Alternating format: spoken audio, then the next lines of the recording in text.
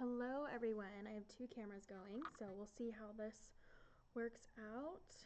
I'm going to wait a few minutes though to see if anybody hops on. For those of you who don't know, I am starting a story time with Pastor Katie. Just while our kids are out of school, so they have something to listen to, something to do. And I'm looking forward to this. I think it'll be awesome. But we are going to be reading Chronicles of Narnia. This is the one that I've had since I think I was in about third grade. I have a nice little, I don't know if you can see this, writing, my handwriting from when I was a kid. But we are going to be reading The Magician's Nephew, a chapter a day. So every day at 1 o'clock, you can hop on either on Facebook, on our LCN Family Ministries page, or on our YouTube channel. And so we will have this live for you. Like I said, I'm going to wait just a couple of minutes and see if anybody hops on. And even if you don't, I am going to start at 1 o'clock and get the ball rolling on this.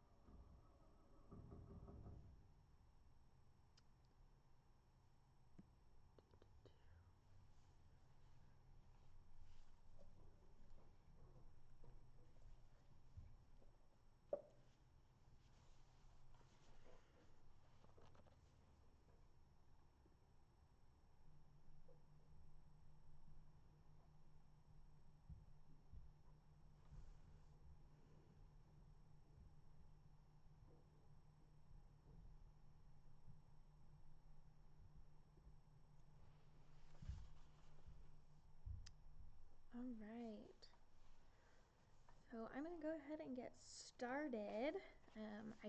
Like I said, I do have two cameras set up, so one for Facebook, one for YouTube, because I'm not really sure how to connect the two at this point.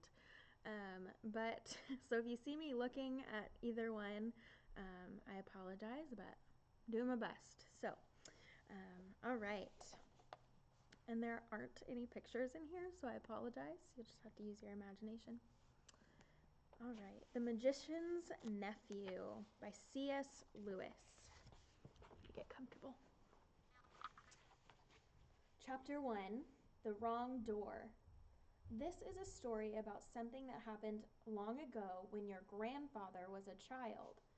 It is a very important story because it shows how all the comings and goings between our own world and the land of Narnia first began. In those days, Mr. Sherlock Holmes was still living in Baker Street, and the Bastables were looking for treasure in the Lewisham Road.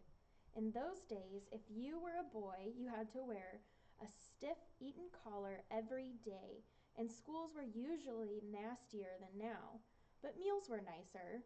And as for sweets, I won't tell you how cheap and good they were, because it would only make your mouth water in vain. And in those days, there lived in London a girl called Polly Plummer. She lived in one of those long row of houses which were all joined together. One morning she was out in the back garden when a boy scrambled up from the garden next door and put his face over the wall. Polly was very surprised because up till now there had never been any children in that house, but only Mr. Ketterly and Miss Ketterly, a brother and sister, old bachelor and old maid, living together. So she looked up, full of curiosity. The face of the strange boy was very grubby. It could hardly have been grubbier if he had first rubbed his hands in the earth and then had a good cry, and then dried his face with his hands. As a matter of fact, this was very nearly what he had been doing. "Hello," said Polly. "Hello," said the boy. "What's your name?" "Polly," said Polly. "What's yours?" "Diggory," said the boy. "I say, what a funny name," said Polly. "It isn't half so funny as Polly," said Diggory. "Yes, it is," said Polly. "No, it isn't," said Diggory. "At any rate, I do wash my face," said Polly, "which is what you need to do, especially after—" and then she stopped. She had been going to say, "after you've been blubbing," but she thought that wouldn't be polite. "All right, I have then," said Diggory in a much louder voice, like a boy, who was so miserable that he didn't care who knew that he had been crying. "And so would you," he went on, "if you lived all your life in the country and had a pony and a river at the bottom of the garden, and then been brought to live in a beastly hole like this." "London isn't a hole," said Polly indignantly. But the boy was too wound up to take any notice of her, and he went on. "And if your father was away in India, and you had to come live with an aunt and an uncle who's mad, who would like that? And if the reason was that they were looking after your mother, and if your mother was ill and going to die," then his face went the wrong sort of shape, as it does when you're trying to hold back your tears. "I don't know, I'm sorry," said Polly humbly. And then, because she hardly knew what to say, and also to turn Diggory's mind to a cheerful subject, she asked, "Is Mr. Ketterly really mad?" "Well, either he's mad," said Diggory, "or there's some other mystery. He has a study up on the top floor, and Aunt Letty says I must never go up there. Well, that looks fishy to begin with. And then there's another thing. Whenever she tries to say anything to me at meal times, he never even tries to talk to her. She always shuts him up. She says, 'Don't worry the boy, Andrew,' or 'I'm sure Diggory doesn't want to hear about that,' or else, 'Now, Diggory, wouldn't you like to go out and play in the garden?' What sort of things does he try to say? I don't know, he never gets far enough. But there's more than that.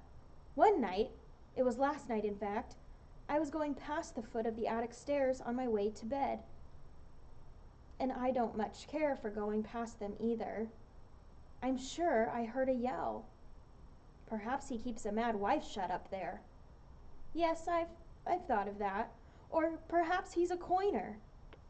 Or he might have been a pirate, like the man at the beginning of Treasure Island, and be always hiding from his old shipmates." "How exciting," said Polly. "I never knew your house was so interesting." "You may think it interesting," said Diggory, "but you wouldn't like it if you had to sleep there. How would you like to lie awake listening for Uncle Andrew's step to come creeping along the passage to your room? And he has such awful eyes."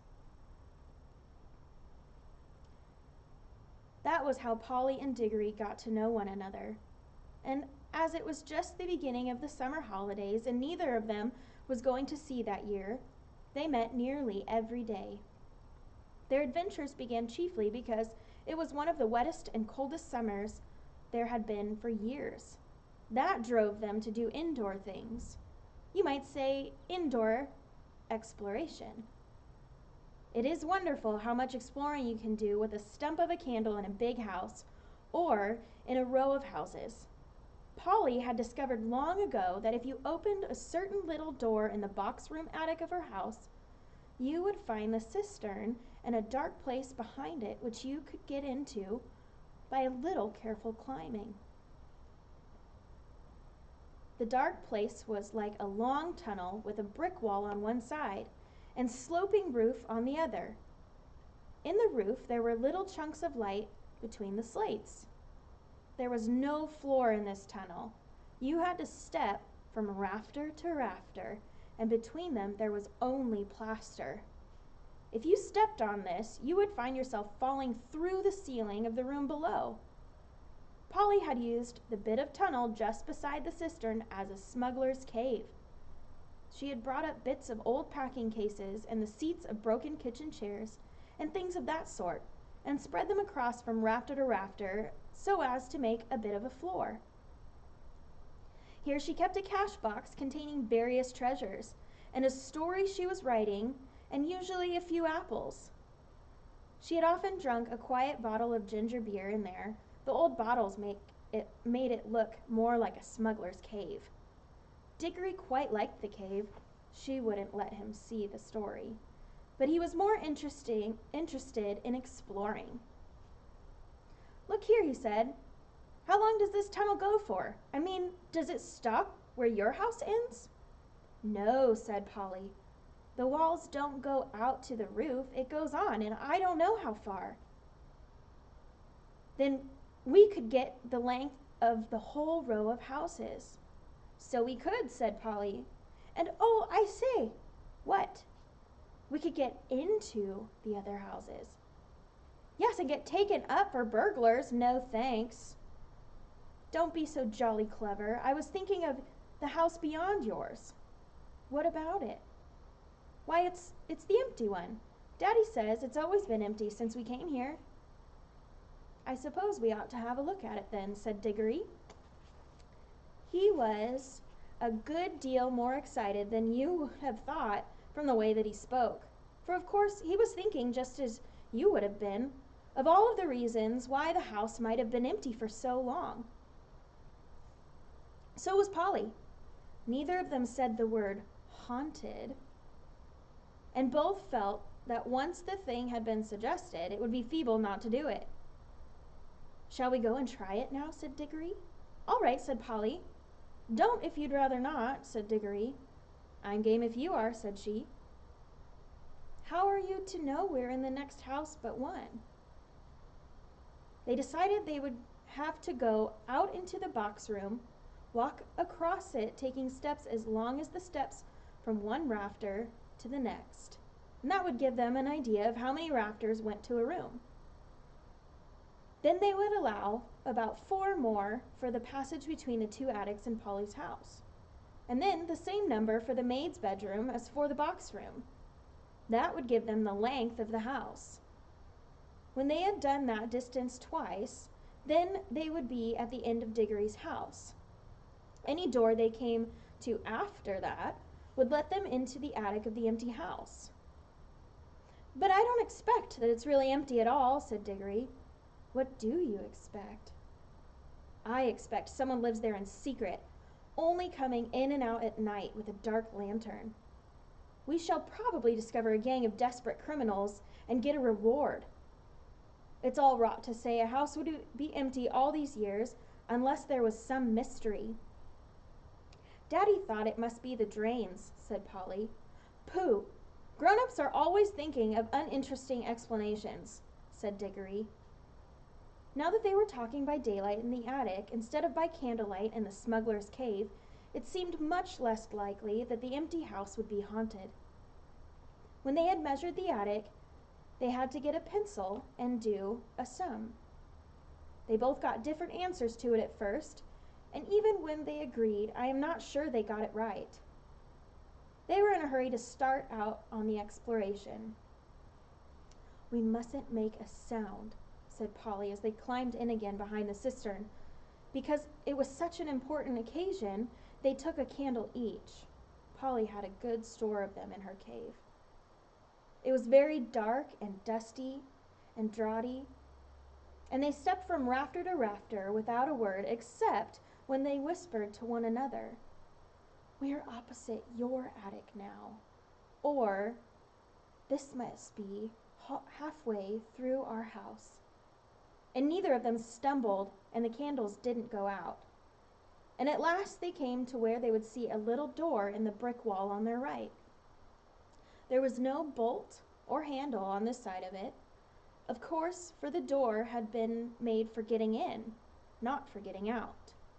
But there was a catch, as there often is inside of a cupboard door, which they felt sure they would be able to turn. "Shall I?" said Diggory. I'm game if you are, said Polly, just as she had said before. Both felt that it was becoming very serious, but neither would draw back. Diggory pushed round the catch with some difficulty. The door swung open, and the sudden daylight made them blink. Then, with a great shock, they saw that they were looking not into a deserted attic, but into a furnished room. But it seemed empty enough. It was dead silent. Polly's curiosity got the better of her. She blew out her candle and stepped out into the strange room, making no more noise than a mouse.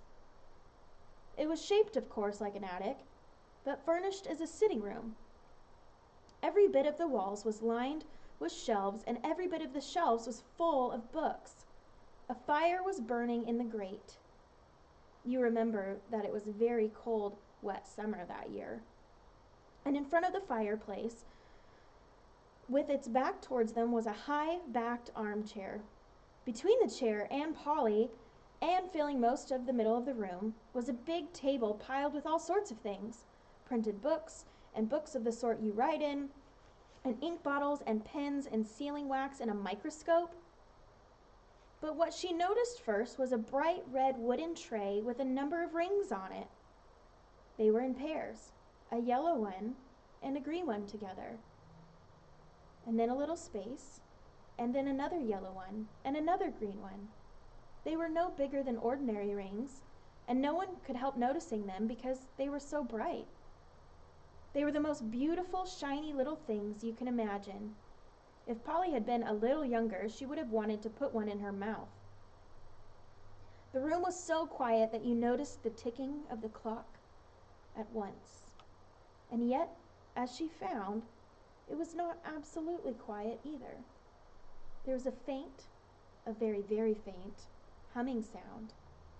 If hoovers had been invented in those days, Polly would have thought it was the sound of a hoover being worked a long way off, several rooms away and several floors below. But it was a nicer sound than that, a more musical tone, only so faint that you could hardly hear it. "It's all right. There's no one here," said Polly over her shoulder to Diggory. She was speaking above a whisper now, and Diggory came out, blinking and looking extremely dirty, as indeed Polly was too. "This is no good," he said. "It's not an empty house at all. We better bunk before anyone comes." "What do you think those are?" said Polly, pointing at the colored rings. "Oh, come on," said Diggory. "The sooner—" He never finished what he was going to say, for at that moment something happened. The high-backed chair in front of the fire moved suddenly, and there rose up out of it, like a pantomime demon coming out of a trap door, the alarming form of Uncle Andrew. They were not in the empty house at all. They were in Diggory's house, and in the forbidden study. Both children said, "Uh-oh," and realized their terrible mistake. They felt they ought to have known all along that they hadn't gone nearly far enough. Uncle Andrew was tall and very thin. He had a long, clean-shaven face with a sharply pointed nose and extremely bright eyes, and a great tousled mop of gray hair. Diggory was quite speechless, for Uncle Andrew looked 1,000 times more alarming than he had ever looked before. Polly was not so frightened yet, but she soon was. For the very thing Uncle Andrew did was to walk across to the door of the room, shut it, and then turn the key in the lock. Then he turned around, fixed the children with his bright eyes, and smiled, showing all his teeth. "There," he said, "now my fool of a sister can't get at you." It was dreadfully unlike anything a grown-up would be expected to do. Polly's heart came into her mouth, and she and Diggory started backing towards the little door they had come in by. Uncle Andrew was too quick for them. He got behind them and shut the door to and stood in front of it. Then he rubbed his hands and made his knuckles crack. He had very long, beautifully white fingers. "I am delighted to see you," he said. "Two children are just what I wanted." "Please, Mr. Ketterly," said Polly, "it's nearly my dinner time, and I've got to go home. Will you just let us out, please?" "No, not yet," said Uncle Andrew. "This is too good an opportunity to miss. I wanted two children, you see.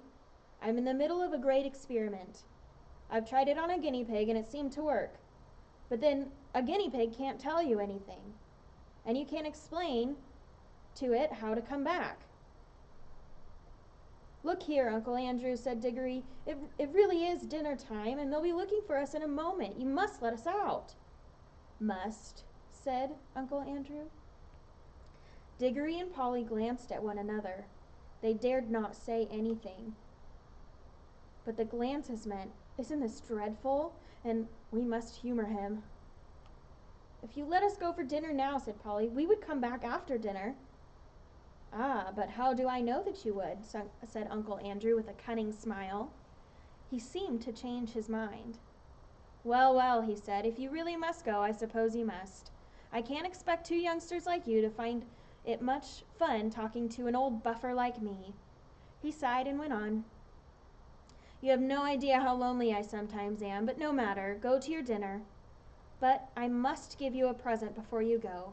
It's not every day that I see a little girl in my dingy old study, especially, if I may say so, such a very attractive young lady as yourself." Polly began he might not really be mad after all. "Would you like a ring, my dear?" said Uncle Andrew to Polly. "Do you mean one of those yellow or green ones?" said Polly. "How lovely!" "Not a green one," said Uncle Andrew. "I'm afraid I can't give the green ones away, but I'd be delighted to give you one of the yellow ones. With my love. Come and try one on." Polly had now quite got over her fright, and felt sure that the old gentleman was not mad. And there was certainly something strangely attractive about those bright rings. She moved over to the tray. "Why, I declare," she said, "that humming noise gets louder here. It's almost as if the rings are making it." "What a funny fancy, my dear," said Uncle Andrew with a laugh. It sounded a very natural laugh, but Diggory had seen an eager, almost greedy look on his face. "Polly, don't be a fool," he shouted. "Don't touch them." It was too late. Exactly as he spoke, Polly's hand went out to touch one of the rings, and immediately, without a flash or a noise or a warning of any sort, there was no Polly. Diggory and his uncle were alone in the room. That is the end of chapter 1. You'll have to tune in tomorrow at 1 o'clock to find out what happened to Polly. But in the meantime, we do have our activity of the day posted on our Facebook page. So today is Make It Monday, and I think it is baking soda art. So go check out the link on our Facebook page. It's also on our website, because I know some of you are fasting from social media for Lent. So go check that out. It is a super fun activity to do at home, no matter what age you are, and it makes cool art. So anyways, I will see you online, I guess, tomorrow at 1 o'clock for chapter 2. See you later.